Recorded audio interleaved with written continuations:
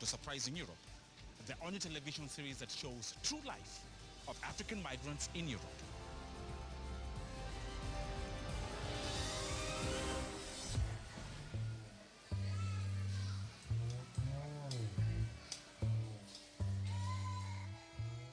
For Africans, Europe provides opportunities and risks. That is what we show you in Surprising Europe. For some, it really means a better future. Others think they would have been better off if they had not left. So what then? Do we stay or do we go back?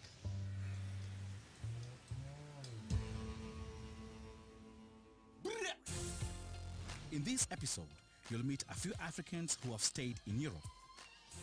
You'll meet a refugee who had to go through a long process before she could start to settle. It took me 7 years to fight for my status. And we follow Peter, who really settled in Europe. He even became a mayor. Everyone was saying, we are proud of you. We are proud that one of our sons has made it in Europe. And our special reporter, Suna, gets acquainted with European seniors and learns how to settle at old age. So you have been married for 60 years. But let me tell you something about myself. When I was young, I loved to write poems. I came to Germany when I was 19 as a student and discovered rap and hip-hop as the ultimate way to express myself. When I was recording the track for the Surprising Europe series, the crew was there to follow the whole process.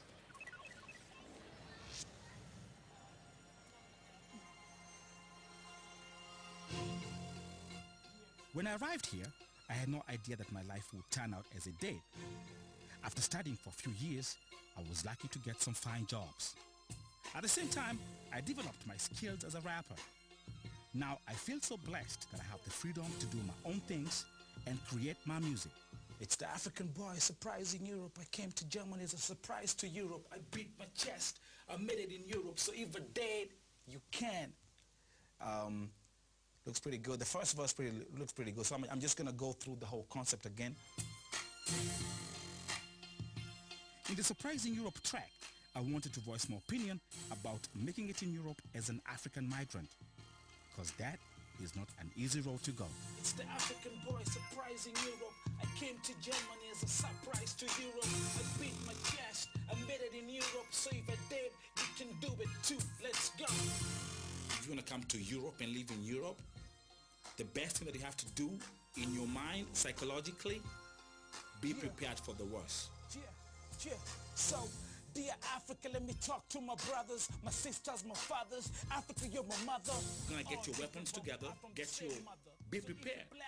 You're my sister or my brother. The effects which you face here are psychological effects. It's not like material effects, but psychological.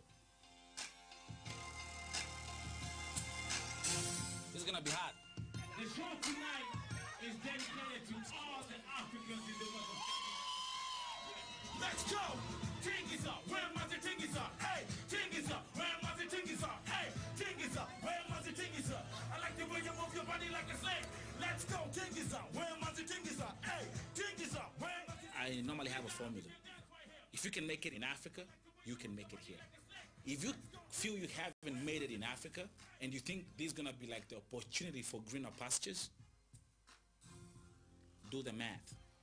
Think about it again. Surprising Europe. We as Africans living in Europe, how is your life? How is your life? How is your life? How is your life? For Obama, Africans in Europe, we need no drama. I know it's gonna be a hot summer. At the end of the day, justice will prevail. Many try to fight the system all in vain, but I'ma do it. Help bring change. It's your boy Kenel, and you're tuned into Surprising Europe. It's about the African's lifestyle of Africans living in Europe. Be informed before you come. Peace.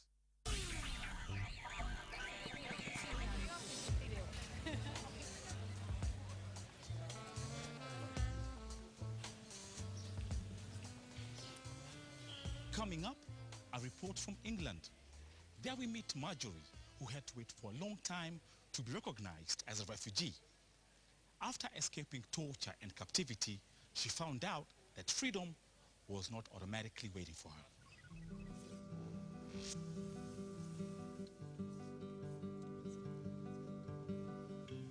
Marjorie escaped a war zone in Uganda.